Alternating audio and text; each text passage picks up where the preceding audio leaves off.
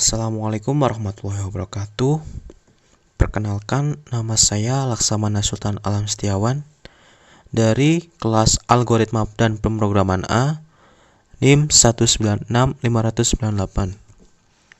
Di sini saya akan menjelaskan mengenai codingan dari tugas 1 sampai tugas 3.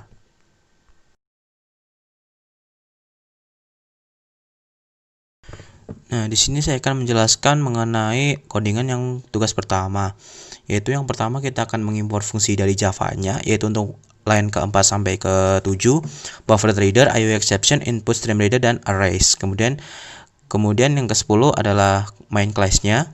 Kemudian line ke-13 sampai line paling bawah yaitu untuk argumennya. Jadi untuk argumennya itu kita inisiasi buffered reader sama input stream reader-nya. Kemudian kita masukkan tulisan yang ingin dikeluarkan melalui sistem out_println.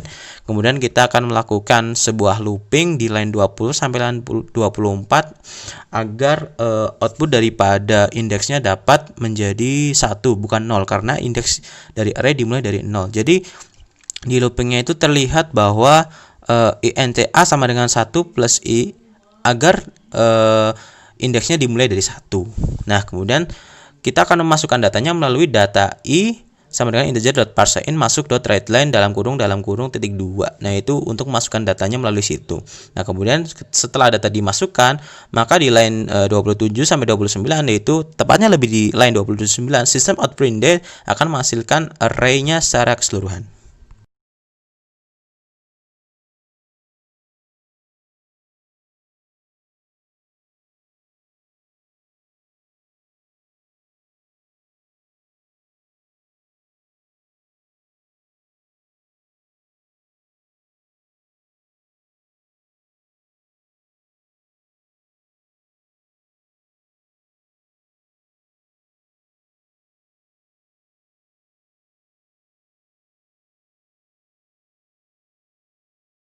Nah, kemudian untuk tugas nomor 2. Tugas nomor 2 kita akan mengimport buffered reader, IO exception, dan input stream reader. Nah, untuk line 7 sampai ke bawah adalah argumennya. Nah, kita akan menggunakan try catch. Di sini ketika ada argumen yang salah nanti akan di try, kemudian ketika ada kesalahan akan di catch di line 25. Nah, di sini untuk argumentasinya yaitu kita seperti biasa menginisiasi buffered reader di nomor 13.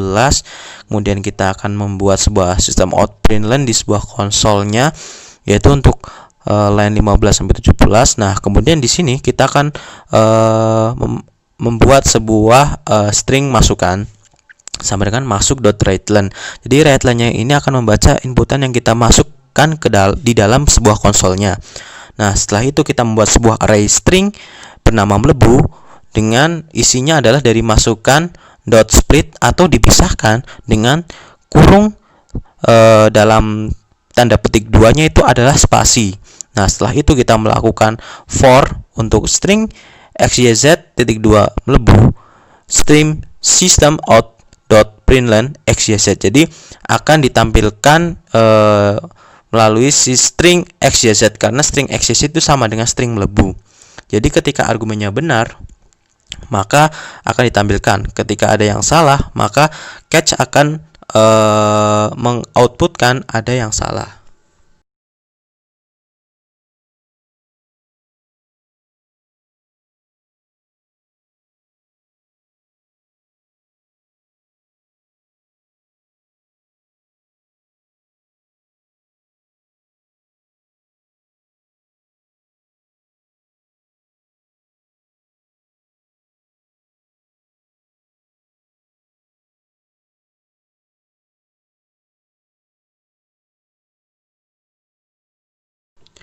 Nah, kemudian lanjut untuk yang tugas 3. Nah, untuk tugas 3, codingannya itu sama dengan yang tugas 2. Jadi yang membedakan itu ada pergantian nama variabel yang diubah sedikit di tugas 3-nya. Jadi sama seperti tugas 2, mengimpor buffered reader, IO exception, dan input stream reader.